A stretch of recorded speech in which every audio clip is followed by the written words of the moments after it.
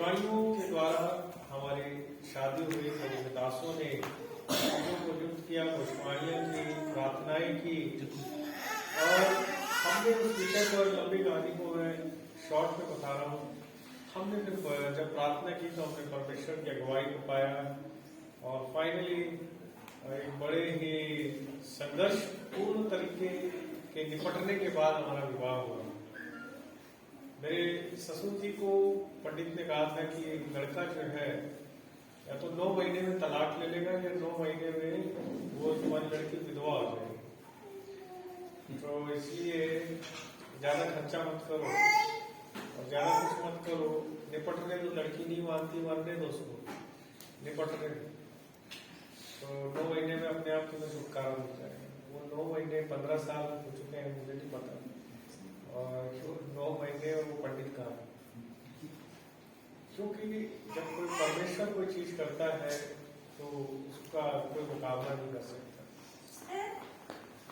मुझे अच्छे से याद है जब मीनाक्षी ने अपने घर में मेरे बारे में बताया कि ऐसे ऐसे मैं मसीह लड़के से ही शादी करूंगी, जब इनके घर वालों ने प्रपोजल दिया, तो उसके बाद उन्होंने जब मेरे बारे में बताया, बहुत संघर्ष हुआ।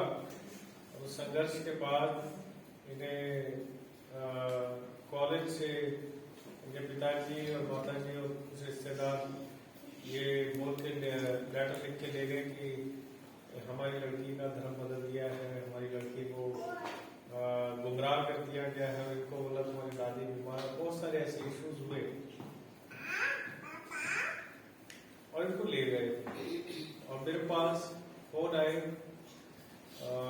बाद में अनजान नंबरों से कि हमें पता है तुम्हारी गर्लफ्रेंड कहाँ है, अब हम तुम्हें मिलवाएंगे। तो मैंने कहा मुझे नहीं मिलना है अपनी गर्लफ्रेंड से, मेरी पूरी गर्लफ्रेंड।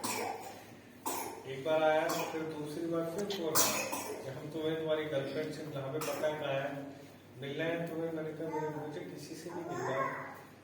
और जो उनके घर का पॉलिटिकल कनेक्शन था वो बहुत खतरनाक था, बहुत बड़ा पॉलिटिकल कनेक्शन था।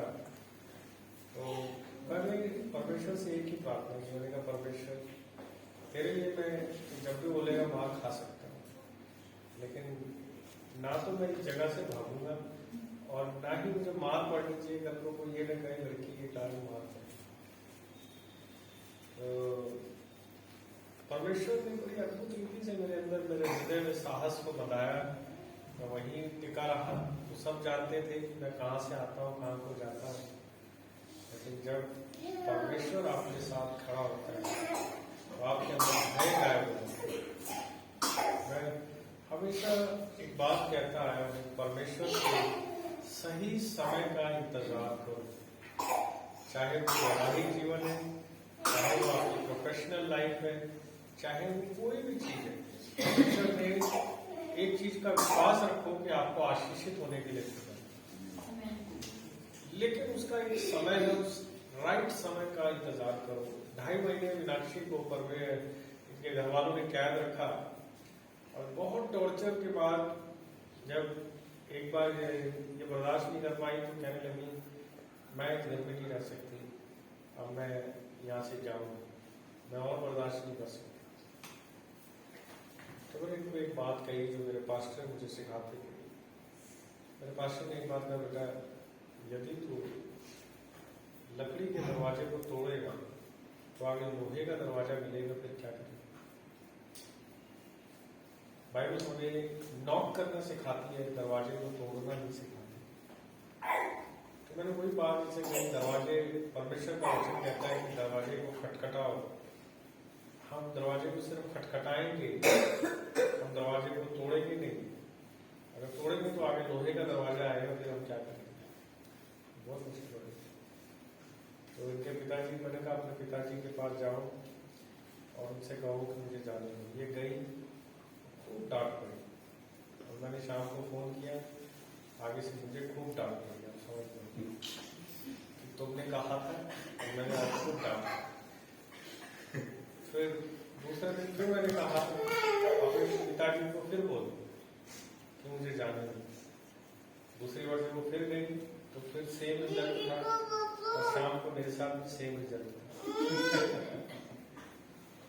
तीसरे दिन तीसरी बार जब वो फिर गई तो इसके पिताजी ने कहा जा तुझे जाना है, क्योंकि परमेश्वर के भविष्यवक्ताओं के द्वारा भविष्यवाणियां थी कि इस तरह से तुम्हारे परिवार वाले आपत्ति जताएंगे, ये समस्याएं आएंगी और अंत में वो मानेंगे। परमेश्वर हमसे बातचीत कर चुका था और हमें मालूम था कि परमेश्वर जब बातचीत कर चुका है तो हम संयम रखें। हमें ये टॉर्चर सहना पड़ रहा है, लेकिन हमारा टॉर्चर परमेश्वर के लिए, हमारे लिए नहीं। परमेश्वर की योजना है, परमेश्वर निकालेगा। परमेश्वर ने उनके पिताजी को कहा कि मन में डाला, और उनके पिताजी ने एक लेटर लिखा। उस लेटर में ये लिखा था कॉलेज वालों को, ये मेरे और मेरी बेटी के बीच की गलतफहमी थी, आप इसे वापस जॉब पे ले सकते। और इनको 5,000 दिए और इन्हें देहरादून भेज दिया। और जब ये घर से निकल गई तो उनके माता पिता ये सोच रहे थे कि ऐसा कैसे हुआ, हम कैसे मान गए, ये कैसे हो गया। और जब उसके बाद लंबी कहानी को शॉर्ट में करते हुए हमारी शादी होती है, और हमारी जब शादी होती है तो उसके बाद मेरे ससुर मुझसे एक बात कहते हैं, मैं जिंदगी में आज तक किसी से नहीं हारा, ये पहला आदमी है जिसके सामने मैं हार गया। मैं जानता हूँ कि हराने वाला मैं नहीं, मैं तो कुछ भी नहीं हूँ, 5 फुट 4 इंच छोटा सा आदमी, ना मेरे पास कोई शारीरिक बल, ना मेरे पास कोई पॉलिटिकल बैकग्राउंड, ना मेरे पास पैसा है, लेकिन एक विश्वास अंदर था। मेरा परमेश्वर जिसने कहा है सब चीजों के लिए वो लेके चलेगा, वो लेके चला। और उसके बाद बहुत सी चीजें हमारे रिश्तेदारों में, परिवारों में बदली। ये एक पार्ट है। दूसरा पार्ट ये है कि परमेश्वर ने मीनाक्षी के रूप में बहुत ही समझदार लड़की मेरे जीवन में दी। मैं उस समय लगभग 29 साल का था, मीनाक्षी 25 साल की थी, 4 साल का गैप है हमारे बीच में। मैं हमेशा एक बात सोचता था कि मैं जिससे भी शादी करूं वो कम से कम 5 साल उसको प्रभु में आए हुए होने चाहिए, लेकिन मीनाक्षी को तो केवल 7-8 साल आए। मैं इसलिए सोचता था कि मुझे मैच्योर औरत चाहिए, जो मैच्योर हो, क्योंकि मैं अपने विश्वास के शुरुआती जीवन से एक बात को समझता था कि परमेश्वर ने मुझे सेवकाई की थी। मुझे एक ही धुन थी परमेश्वर की सेवा करनी, ना मुझे नौकरी की धुन थी, ना मुझे शादी की धुन थी, मुझे धुन थी परमेश्वर की सेवकाई। इसलिए मैं सोचता था कि जिससे भी मेरा विवाह, क्योंकि मैं जानता था कि सही व्यक्ति के साथ विवाह होना बहुत जरूरी है। गलत व्यक्ति के साथ आपका विवाह हो गया तो पूरी गाड़ी ऊपर से नीचे हो जाएगी। इसीलिए मैं सोचता था कि 5 साल पुरानी जो लड़की होगी उसको एक अनुभव होगा मसीह के साथ चलने में, और मैच्योर होगी, उसको परमेश्वर का भय होगा। और इस प्रकार से मैं सोचता था। लेकिन जब मैंने इनसे शादी पाई की तो मैंने पाया कि 5 साल तो बहुत हल्का माना, ये उससे भी कहीं अधिक मैच्योर है। लगातार मेरे साथ खड़ी रही। मुझे जीवन में एक दिन भी नहीं लगा कि मैंने इनसे शादी करके कोई गलती की या मैंने कोई गलत डिसीजन लिया है या मैं शादी क्यों की। मैं कई लोगों को देखता हूँ, सोचते हैं अपने आप को, हमने क्यों शादी की, मेरी सबसे बड़ी गलती है कि मैंने इससे शादी की या हमने शादी नहीं करनी चाहिए थी। मैं आपको बताऊं, मैं 1-2 को नहीं, मेजॉरिटी ऑफ लोगों को मैंने अपने जीवन में अपने जीवन साथी को कोसते हुए देखा है, और मैंने आज तक अपने जीवन साथी को कोसा नहीं, और ना ही उन्होंने कभी मुझे कोसा। ये इसलिए होता है कि जब आप परमेश्वर पर भरोसा करते हैं तो परमेश्वर आपके लिए उत्तम करता है। और याद रखिए, शादी कोई बुरी चीज नहीं, विवाह करना कोई गलत चीज नहीं है, एक गलत निर्णय नहीं है आपके जीवन का। लेकिन विवाह यदि परमेश्वर की अगुवाई में हो तो आप जीवन भर आनंद को अपने जीवन में महसूस करेंगे, जीवन भर आनंद को अपने जीवन में पाएंगे। तीसरी बात ये है कि परमेश्वर ने आपको मिला दिया, परमेश्वर ने आपको मिला दिया, लेकिन अपने वैवाहिक जीवन को आपको बनाना है। आपको अपना वैवाहिक जीवन खुद बनाना है। परमेश्वर आपका वैवाहिक जीवन नहीं बनाता है, परमेश्वर आपका विवाह कराता है, लेकिन वैवाहिक जीवन को बनाना आपके ऊपर निर्भर करता है। आप कितनी समझदारी से चीजों को हैंडल करते हैं, आपके ऊपर निर्भर करता है। जितना आप समझदारी से चीजों को हैंडल करेंगे और जितना आप वैवाहिक जीवन में एक दूसरे को बेहतर एक दूसरे से समझेंगे, और जितना अधिक, सबसे बड़ी बात याद रखिएगा, वैवाहिक जीवन को अगर सफल करना है उसको परमेश्वर के वचन से देखिए कि परमेश्वर के वचन में वैवाहिक जीवन के लिए क्या कहा गया, और एक पति को कैसा रहना चाहिए, एक पत्नी को कैसा रहना चाहिए। अगर एक पत्नी बाइबल में लिखी हुई बातों को मानती है तो उसका विवाह कभी खराब नहीं हो सकता।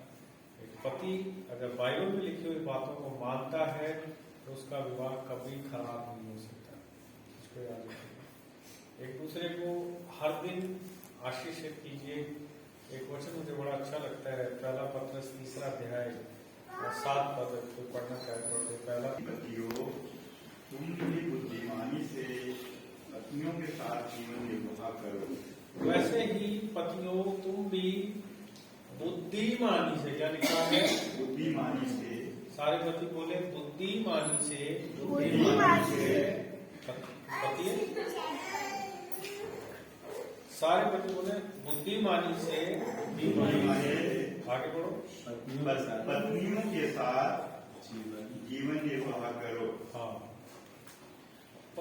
अगर पति चाहते हैं उनका वैवाहिक जीवन अच्छा हो तो बुद्धिमानी का इस्तेमाल करना पड़ेगा। जीवन निर्वाह को गधों की तरह नहीं हम जी सकते, सॉरी माफ करना इस शब्द के लिए, लेकिन ये सच्चाई है। अगर वैवाहिक जीवन को बुद्धिमानी से जिएंगे, निर्वाह करेंगे तो परमेश्वर आशीष देता। आगे बढ़िए। और स्त्री को निर्बल पात्र जानकर, और स्त्री को निर्बल पात्र जानकर उसका आदर करो। उसका आदर करो। आगे, यह समझकर कि हम दोनों जीवन के वरदान के वारिस हैं। आगे, जिससे तुम्हारी प्रार्थनाएं रुक ना जाए। बहुत जबरदस्त बात है। पति पत्नी की प्रार्थनाएं कितनी पावरफुल प्रार्थना होती है, मैं आपको क्या बताऊं। पति पत्नी एक बहुत जबरदस्त संबंध है, बहुत जबरदस्त। जब कभी हम फैमिली सेमिनार लेंगे तब उसको और खोल के बात करेंगे, लेकिन एक दो बातें जो कॉमन बातें हैं, प्रभु के वचन में लिखा है जब 2 जन किसी बात पे सहमत होते हैं तो वो बात उनके लिए, मैं आपको बताऊं, पति पत्नी से बेस्ट ये वचन किसी में लागू होता है। आप किसी के साथ भी प्रार्थना करने बैठ जाइए, उनके मन में कुछ न कुछ आपके लिए उल्टा पुल्टा जरूर मिलेगा, नेगेटिव पॉजिटिव जरूर मिलेगा। लेकिन अगर आप पति पत्नी के साथ बैठे हैं, आप जैसे हैं वैसे हैं, और पूरे हृदय से वो एक दूसरे के साथ प्रार्थना करते हैं। इसीलिए जब पति पत्नी प्रार्थना करते हैं तो उनकी प्रार्थनाएं परमेश्वर जरूर सुनता है। जितने भी पति पत्नियों को, परिवारों को मैं संघर्ष में देखता हूँ, मैं उत्साहित करता हूँ, पत्नी पति दोनों मिलकर प्रार्थना करो, आपकी समस्याएं भी भाग जाएंगी, गोली की तरह भाग जाएंगी। आपको मालूम नहीं चलेगा समस्याएं कब गायब होंगी। लेकिन आज की डेट में सबसे बड़ी समस्या मैं देखता हूँ, पति पत्नी एक दूसरे के साथ उचित प्रार्थना का समय नहीं बिता पा रहा। मैं इसको अपनी आंखों से देखा है, और ये बड़े संघर्ष का कारण होता है, जिसके कारण बहुत सी आशीषें रुक जाती हैं। पावरफुल संबंध है, इसको इस्तेमाल करो और परमेश्वर से आशीष पाने के लिए। और अगर मैं आगे जाऊंगा तो और 2 घंटे बीत जाएंगे, मैं यही समाप्त करता हूँ। मैं परमेश्वर का धन्यवाद करता हूँ 15 सालों के लिए, मैडम मीनाक्षी का भी बहुत बहुत